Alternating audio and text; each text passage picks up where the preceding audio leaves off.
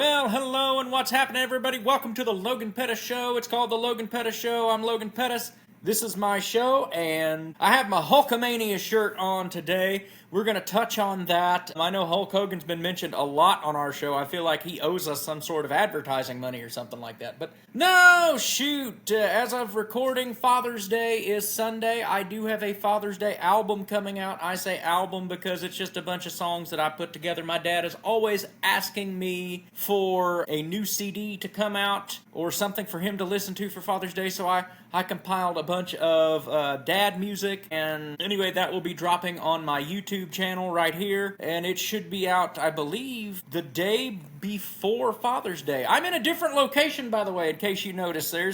This is my desk that I'm usually sitting at. I just couldn't be bothered. I've been playing the new Switch, if you saw the last show. So we've got the chairs configured, and we're up here a little closer to the TV in a different spot. Usually I'm back there at my desk, but I figured, what the hey, I'm here right now. Let's just do this thing. And I was working on a couple of other things. And anyway, of course, there you see, I want to point out the RCW Heavyweight Belt, the RCW International Championship, which my client Anthony Andrews held for like 2 years, 3 years, something like that. And then, of course, this belt right here in the middle, my very favorite belt that, of course, I won Manager of the Year. So, anyway, and there's some other cool stuff back there. Like and comment if you see some stuff, some of my favorite things back there on my desk. Hulk Hogan! So, we went to Florida last weekend, down to Orlando, and we took Megan's aunt to go and see the Magic Kingdom. Very first time. She has never seen it. So we went and did that. We went to Disney Springs. We did some things like that. But while we were there, I wanted to see the Hulk Hogan Beach Shop. And my, what a beach shop it was. Everything that you could ever imagine that's got Hulk Hogan's name or face on it,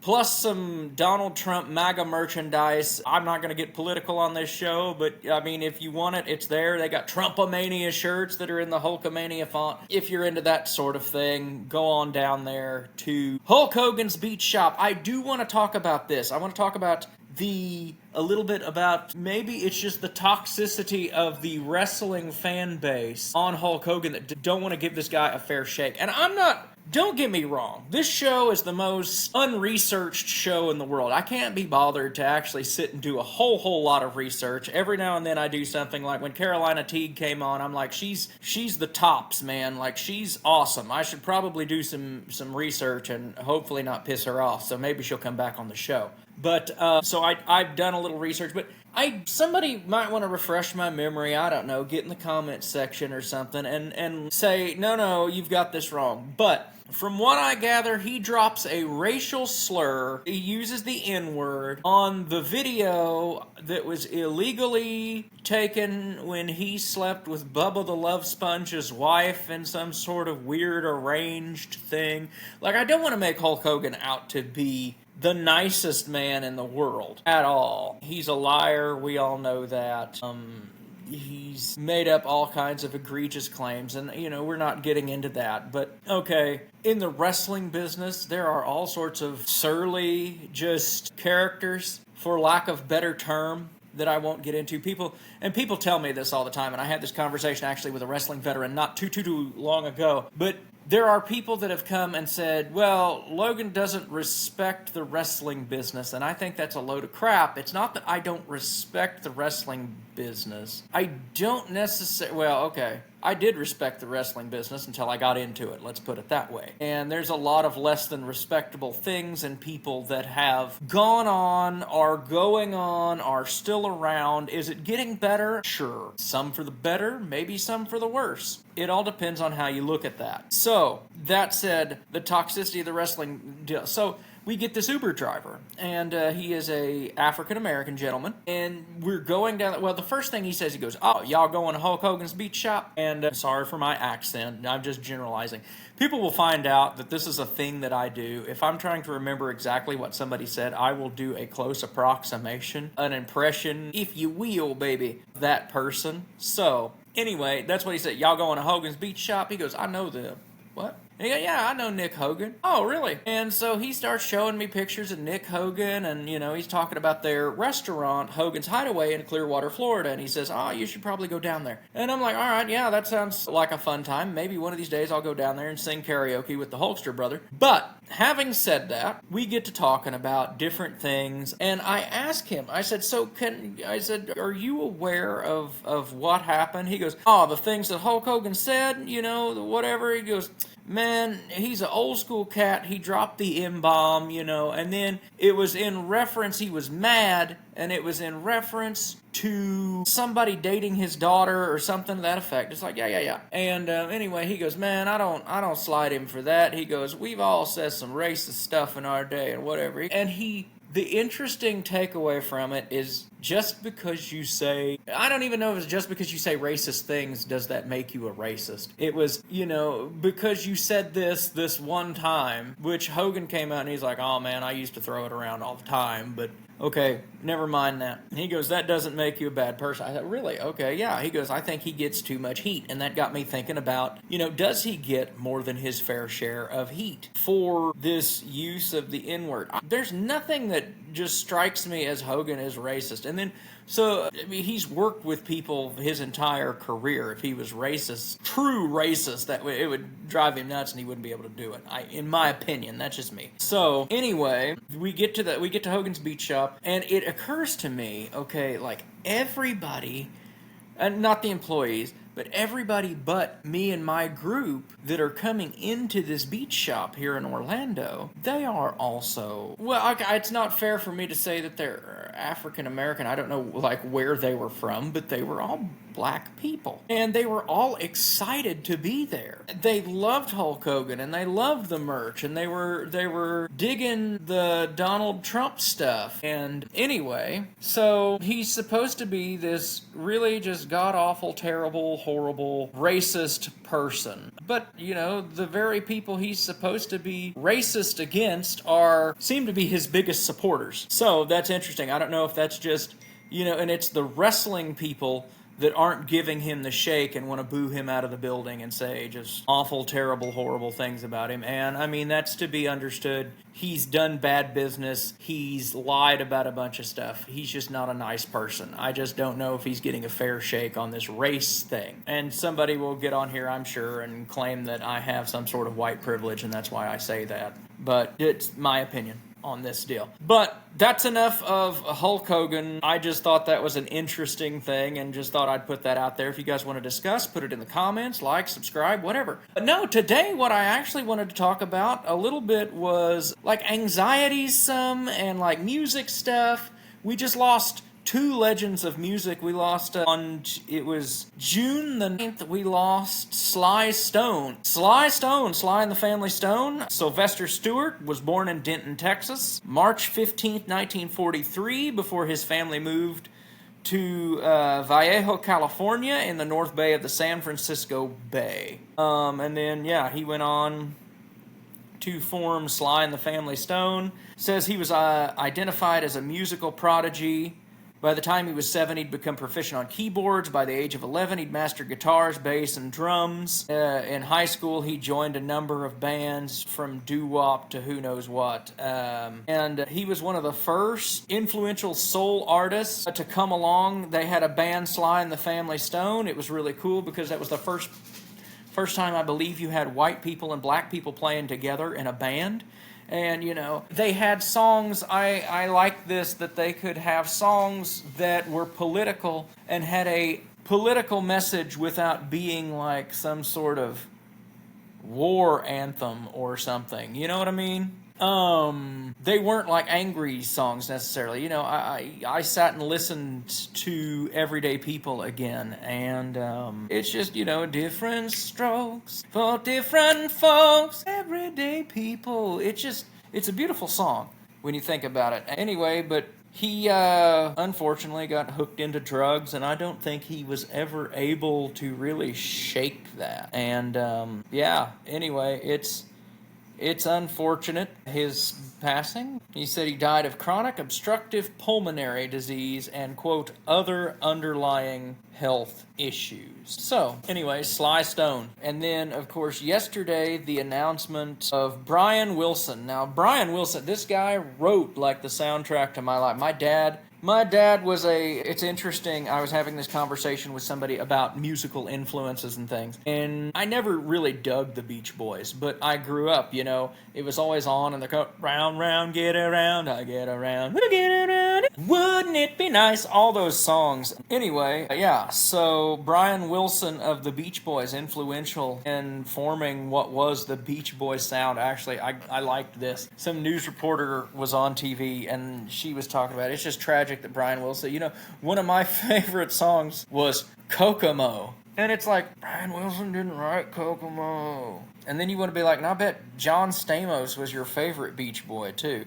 But yeah, he was co-founder of the Beach Boys. He was a musical genius. He came up with several approaches to pop composition and mastery of recording techniques. Widely acknowledged as one of the most innovative and significant songwriters of the 20th century. His best-known work is distinguished for its high production values, complex harmonies and orchestrations, vocal layering, and introspective or ingenious themes. He was known for his versatile head voice and falsetto, which degraded after the 70s. He had lifelong battles with mental illness. He had a nervous breakdown in 1964 and resigned from regular concert touring, focusing on songwriting and production, which then he churned out the Pet Sounds album for the Beach Boys. He had a lot of demons, and a lot of that had to do with drugs, of course, but then his dad, I've heard, Murray Wilson, was just complete A-dub. He had, two brothers, Dennis and Carl, who were both in the Beach Boys, but Wilson, along with his siblings, suffered psychological and sporadic physical maltreatment from their father. He described his father in a memoir as violent and cruel. So, there you go. I've heard that he took a lot of the boys' work, that Murray Wilson took a lot of the boys' work and stole it from them and then sold it for money and stuff like that. So, anyway, it says Wilson was a psychology major, interestingly enough, at El Camino College in Los Angeles. And, then the three Wilson brothers got with Mike Love, and they formed the Beach Boys. What's the other guy's name? Mike Love and Hardin is his last name. That's a quick Google. Al Hardin. Hardin. And I believe he's the guy that sings up in his nose, "It's getting bug driving up and down the same old strip." That guy.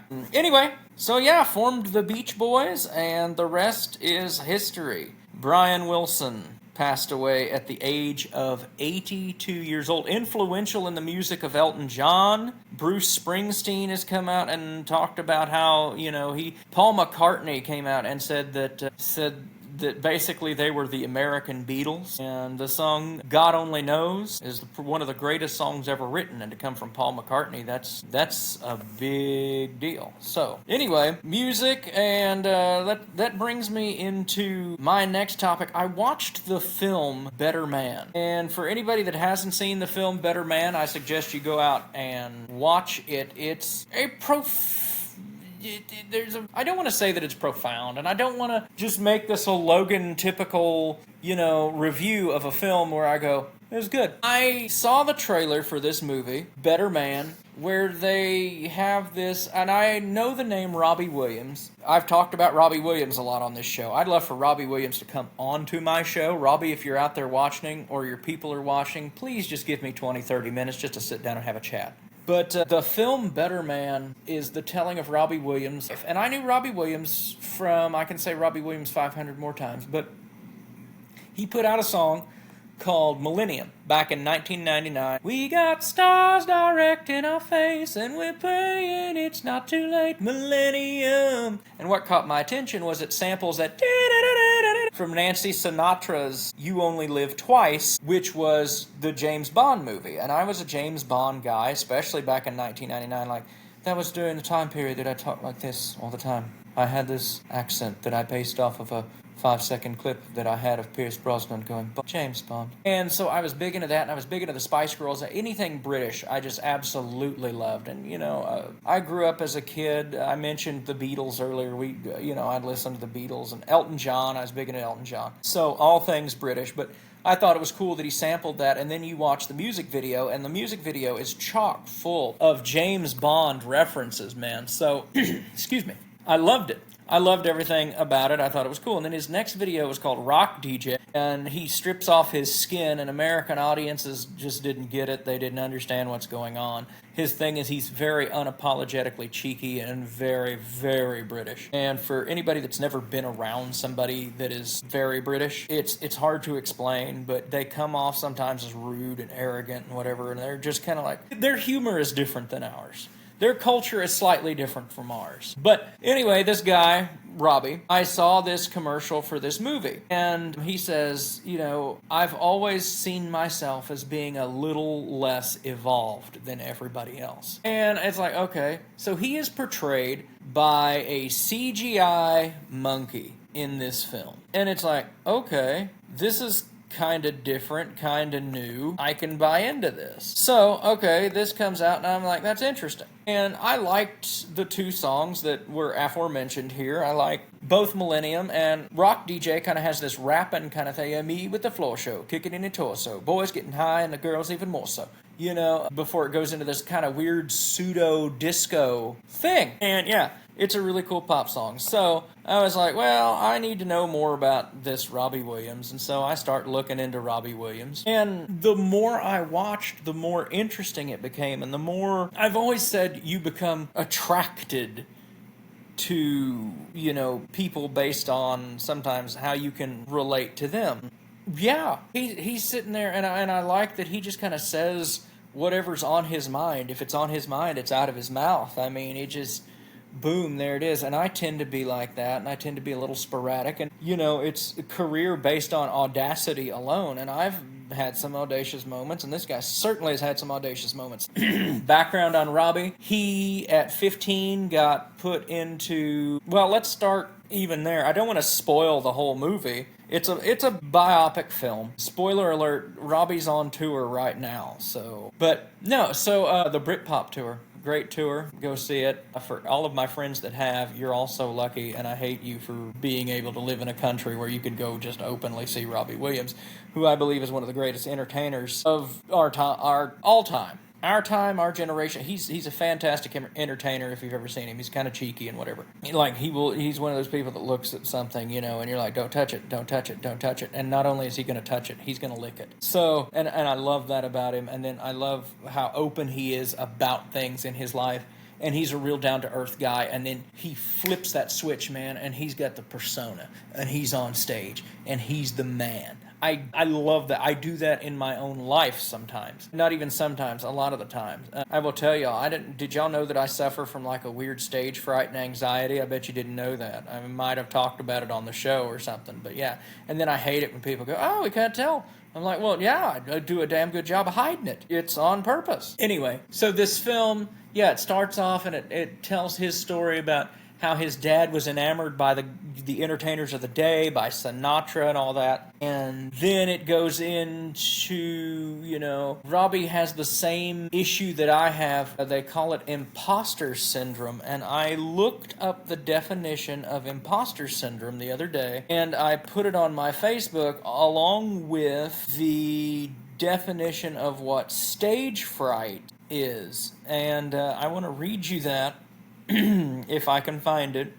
Oh, here we go. Imposter syndrome. Imposter syndrome, known as imposter phenomenon or imposterism, is a psychological experience in which a person suffers from feelings of intellectual and or professional fraudulence. One source defines it as a subjective experience of perceived self-doubts in one's abilities and accomplishment compared with others despite evidence to suggest the contrary. Dude, that is me all day. They manifest it in this movie by showing different versions of this guy throughout the past, typically in stages where he's been told something or, somebody, it's not even like negative criticism. Somebody's just been downright ugly or harsh to him. And in that moment, it's like, you don't deserve this. You're a fake. you're a fraud. I suffer with this in the wrestling business a lot. I do this some in music because I sang gospel music. And I get on stage and I'm always afraid to speak. I can sing to you all day. I will sing to you songs all flippin' day long. But if you ask me to sit and try and talk, like the bits in between where it's like, oh, let me try and preach a little something to you. It's like you're going to misquote it. You're going to get it wrong. Don't even bother. And then if you do get it wrong, what's going to happen? Somebody's going to hell because you told them the wrong thing. And it just snowballs from there. There is a scripture verse that God, hasn't given us a spirit of fear, but, of a sound mind. And I have to just constantly quote that like it's, I can't say mantra in a Christian thing, but you get what I'm saying. But yeah, especially in wrestling, because there have been people that have come out and they've straight up said, you don't belong here. We don't want you here. We don't want you around. And then that coupled with when I was a kid, I had somebody very dear to me, my grandfather. I heard him once say, you'll never amount to anything but being a criminal. It's crazy the things that you say to children that just stick with them and become this thing. And so, in the wrestling business, it's hard. I just got done talking to a friend today, and it's like I walk in the building.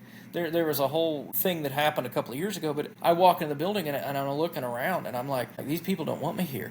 I'm not supposed to be here. This is bad. What's going to happen? And then it's like, I just shut down and get inside myself. And it becomes crazy, but they depict this in this movie as these different versions. And so he'll come out and he'll start to sing, his song. And he's getting after it, and the music's playing, and hell is gonna never tear, there's nothing left for you to fear. And then all of a sudden he sees a past version of himself standing out there in the audience. And, then he hears it's like, you don't deserve it. You're gonna die. Mine have never been that dramatic. Mine have never tried to kill me like his do in this movie. But you're gonna die. You don't deserve it. He hits the nail on the head at the beginning of the movie when it's like, you're gonna walk out on stage, you're gonna make an ass of yourself, and then everybody's gonna see right through you that you don't have a clue what you're doing. And it's like, well, nobody will notice. Oh, but my dad will. And I'm like, shoot, fire. I'm not going to get into a thing and hate on my dad, especially this close to Father's Day. But yeah, sometimes I hear his voice in my head telling me that this isn't going to work and this isn't going to make it. Not to pat myself on the back when I sing. I have a pretty decent falsetto and a head voice that I can go into. And he has, when I was singing, it was always like, you got to sing like a man. Megan's bad about it too, but you got to sing down here. We want you to... And it's like, but I can control it so much better when I'm singing up here. Because I'm a tenor. But, I've learned how to do both. I don't know why I felt the need to spout that out, but it's there. But yeah, so Better Man, the movie, Robbie Williams. But yeah, getting to know Robbie Williams has been interesting. So yeah, he's a motion capture chimpanzee, anthropomorphic chimpanzee.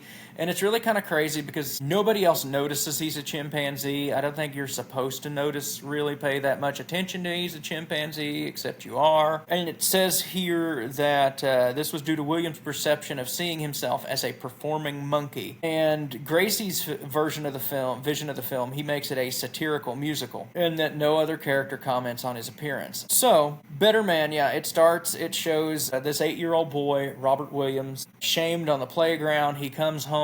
His father is a police officer and is enamored with guys like Frank Sinatra and Dean Martin and them. And Sinatra's on TV singing My Way.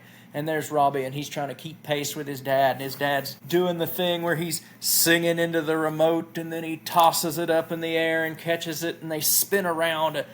All of this stuff, and basically his dad tells him, this is, again, where you imprint things onto your children. You got to be very careful. He tells him, he says, you see that, son? They're born with it. And either you're born with it or you're a complete nobody. And it's like, you don't want to be a nobody, right? And that's what young Rob picks up on. And I'm like, dude, I get this. You're going to amount to nothing. You're never going to be anything. No one cares is another one that has stuck with me. It's that I can do this. I will put this podcast out. Nobody cares. I could go and tell my story 500 times. Nobody cares. Nobody cares that, Sean Hernandez slapped the crap out of me one time with a Bible. Nobody cares. It doesn't matter. You just got to keep pressing on, right? Your story, it is what it is. Anyway, so then Robbie, he goes and he's doing Pirates of Penzance, and then his dad isn't there. His dad's at some karaoke bar making $5, and then he buggers off to go become an entertainer and leaves his son, and, that sticks with him. It's like, oh, you don't deserve this. And he goes and auditions for a boy band called Take That, which I've gotten really into their music too because of this. Gary Barlow, if you're watching, please come on my show. Talk to me for 30 minutes. I do a mean Gary Barlow impression. I love to. We have similar face shapes, Gary and I. And so one day I was sitting there and I'm a little unshaven right now. For the people that are watching, for those of you that are listening, I'm a little unshaven right now. But anyway, I looked one day and I had like the same hair and the same deal going on as this video that I was watching of Gary singing. And so then I started walking around and I did an eyebrow up and hello, I'm Gary. Million love songs later. Anyway, so Robbie goes to audition for this band, and even when he goes to audition for this band, he looks in the reflection. It's like, oh, you don't deserve it. He's going to see right through you. And you're not Frank Sinatra. And anyway, but he is himself at the same time. Very true to himself. He gives a wink. He winds up in Take That and goes on to, do this thing, but he's still haunted very much by his demons, and he lets the demons end up getting the better of him. I don't want to give the whole movie away, but he turns to drugs and alcohol. I mean, it's a typical celebrity story. It really is, but the way this film does it and the way Robbie allowed himself to just be open so they can show a whole lot of extra things. I haven't seen anything like that. This, I guess, graphically, while not being that graphic at the same time, I've never seen anything like this, but it was a hard watch because I can relate to so much of it, especially like the demons and the, deal. I sing a song all the time. It's like there's a whole lot of demons in this room. They want it all and they don't want to share. I'm surrounded by the demons in this room, They sit on my left and they sit on my right and they whisper in your ear these things that they talk so loud it's hard to disagree is the line in the song. And I'm surrounded by the demons in this room, and there's no one here but me. But the shining light is Jesus Christ, and he can make those demons go away. But it's not that it's not something I'm not plagued with. Like, I can literally walk out and it's like you're gonna say something stupid on this microphone. You're gonna, these people don't like you. These people don't want to have anything to do with you.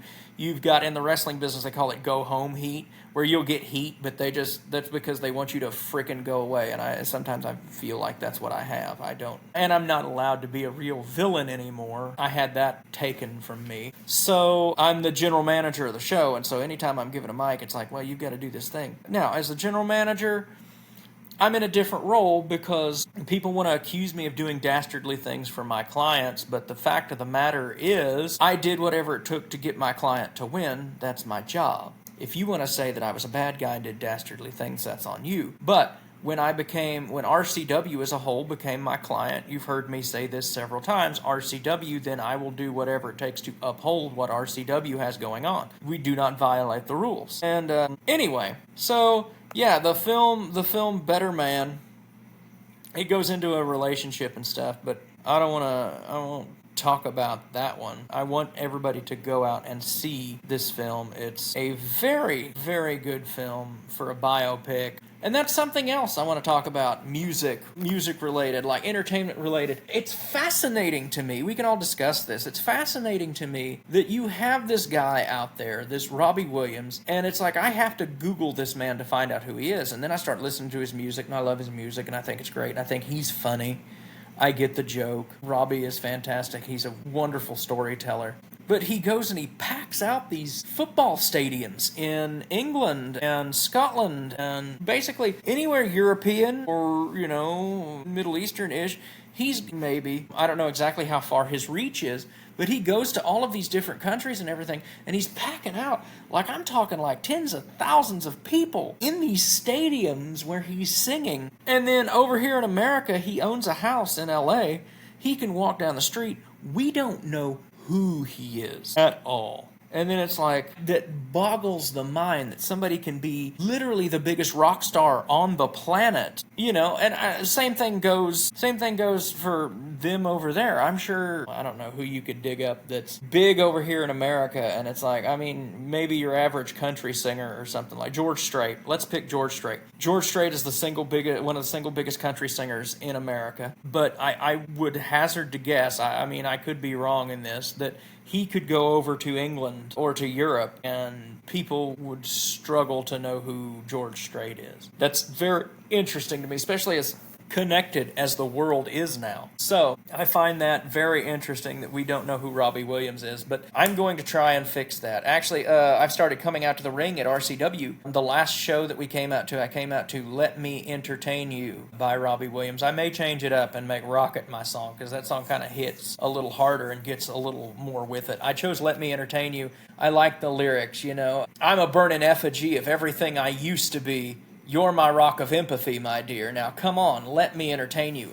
Let me put on the show that I'm here to put on for the fans of RCW who just want to sit there on their hands and not do anything. Sometimes I wonder if they would know true entertainment talent if it came up and bit them. But I'm trying to be there and trying to entertain you people. I say you people because I'm assuming it's only RCWs, the 30 people that listen to this show. If not, cool. Hi, welcome. Thank you for listening to me drone on about my nonsense. Go listen to Robbie Williams. But no, Robbie Williams got some great music. There's a lot of it that's pure crap that I don't like, but that's with everybody. Elton John, who I adore, has an entire album called like Leather Jackets that I can't stand. I think he's got another one too that is always on like the no listen list because I just don't. But Robbie Williams definitely is the bee's knees. British artist comes out, and again, if Robbie's listening or his people are listening, hey, come on my show, please, and talk to me for like 30 seconds. I don't beg people very often to come on, but in this instance, I'd love to sit and talk to Robbie about music or demons or something, or how we relate to each other. But yeah, watching that film, I've never seen a film just really capture it like that. To walk out, I can give you this. So my first night back, and there's video of this. My first night back with RCW, I had been removed from the RCW roster for one reason or another. Somebody got sideways at something I did. I don't know. In fact, I really still honestly don't know. There were some things said, and I was given reasons and all of this stuff, but still, I honestly don't know because the reasons that were given don't make sense. Basically, it was that I caused drama backstage. I know that it was said that it wasn't appreciated that the day after the show I would be like, hey, so this happened and this didn't work and blah blah blah and yippity smack. But I did have another person that constantly would whisper in my ear. And anyway, yeah, so, or my wife, if Megan didn't like something, it was like, well, hey, what about this? Can we talk about, and I've thought that I had a friend and I could just go to them and whatever. And then there was another incident, probably involving money or something, but yeah, I mean, I'm not here to get into that right now. All I know is I was let go from where I was, and I was managing and all that stuff, and then I got the call, hey, we need you. You've got to come and run our men's division. There's nobody else that can do this but you. And I was like, okay. So I came back. But even at that, right before I walked through that curtain, to be completely transparent, like, I don't think I shook hands and I said hey to everybody and, whatever. It was cordial, but like then that leading up to that thing, I just couldn't. Tunnel vision, man, tunnel vision. And it's like you've got to go out there and you've got to prove to these people that they're dead wrong. Some of that is what happens with this show. Is, it's like, this is who I am. Before I die, people are going to get to experience who Logan Pettis really is. So, anyway, I just wanted to talk about some of that stuff in music and Robbie Williams especially, and tell you to go see the film Better Man. It's out right now. You can get it on streaming. Paramount Plus, I believe, is carrying it. So I'm getting the note that my battery is about to run out on the computer here, so I'm going to have to wrap this up. 42 minutes sounds like perfect wrap time. I've been rambling on. We talked about Brian Wilson and Sly Stone and their impacts on music, and we talked a little bit about anxiety and through music and stuff. But yeah, anybody out there facing these kind of problems, know you're not alone. If you need to talk to somebody, I'm totally here. you know how to get a hold of me. So, there you go. That is that. RW Stars and Stripes Forever coming up at the Von Erich Ranch on July the 6th. And we've got some other stuff coming up, and we will keep you posted as far as that goes. Follow RCW on all social media. Logan Pettis, I'm on social media. If you're checking out my YouTube, check it out. A new album drops tomorrow. Check out Sister Pages, where we drink fun things and explore Disney. And yeah, we'll see you next time, folks, right here on the Logan Pettis Show. Hopefully we'll have a guest with us. We'll see what happens. All right, see you later.